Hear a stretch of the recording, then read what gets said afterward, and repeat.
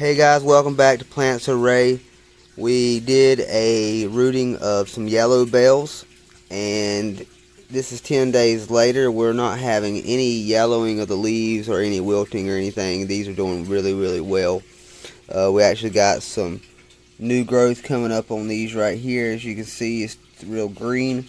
So these guys are rooting really well. So if you want to know how to root yellow bells, just go back and look at the video previous to this one, and we'll show you how to root your own yellow bells. It's very simple, very easy. This is just an update video to show you how they're doing 10 days later. These didn't, the whole time, they didn't wilt or anything.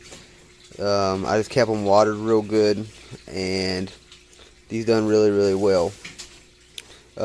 So free, good way to get you some free plants.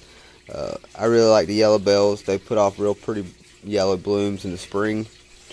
They're really pretty shrub.